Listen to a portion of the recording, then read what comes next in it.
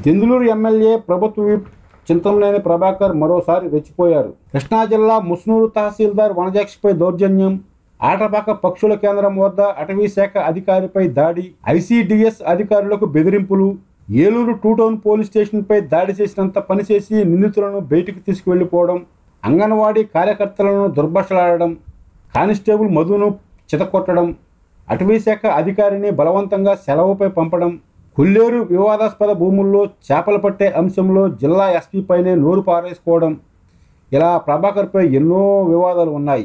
ఈ నేపథ్యంలోనే పోలీసులపై దాడితో మరోసారి ప్రభాకర్ దురుస్తనాన్ని ప్రదర్శించారు.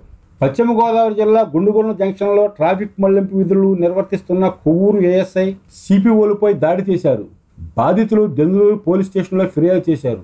ఎమ్మెల్యే ప్రభాకర్పై ఐపీసీ 323, 353, 506 సెక్షన్ల కింద కేసు నమోదు చేశారు.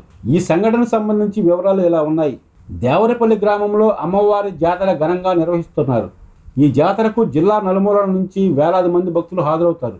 దేవరపల్లి గ్రామం ఏలూరు కొవ్వూరు ప్రధాన రహదారిపై ఉంది. దీంతో అక్కడ ట్రాఫిక్ స్తంభించకుండా చర్యలు తీసుకోవాలని కొవ్వూరు రూరల్ సిఐ ఆదేశాలు జారీ చేశారు. ట్రాఫిక్ విధులు నిర్వర్తించేందుకు Devarapalli ASI Jonnakuti Paparao, Devarapalli constable S Narayana, home guard Jayaprakash, సామాజిక పోలీసులు కె సాయి కుమార్, అరిగెల గోపీ నాగరాజు తదితరులు ఆదివారం సాయంత్రం గుండుగొలను సెంటర్కు చేరుకున్నారు. గుండుగొలను నుంచి దేవరపల్లి వైపు భారీ వాహనాలు వెళ్లకుండా దారి మళ్లించే పనిలో నిమగ్నమయ్యారు. బేముండలు రహదారి వైపు వాహనాలు వెళ్లకుండా బారికేడ్లను ఏర్పాటు చేశారు. రాత్రి 9 గంటల సమయంలో దెందులూరు ఎమ్మెల్యే ప్రభాకర్ ఓ కార్యక్రమానికి హాజరయ్యే నిమిత్తం గుండుగొలను సెంటర్కు చేరుకున్నారు. కారులో కనీసం గన్మెన్ కూడా లేరు. ప్రభాకర్, ఆయన డ్రైవర్ మాత్రమే ఉన్నట్లు సమాచారం. సిపిఓలుగా పనిచేస్తున్న విద్యార్థులు చింతమనేని కారును ఆపారు. దీంతో ఆయన ఆగ్రహం వ్యక్తం చేస్తూ, మీరు ఎవరికి చెప్పి వాహనాలు దారి మళ్లిస్తున్నారా అంటూ దుర్భాషలాడారు.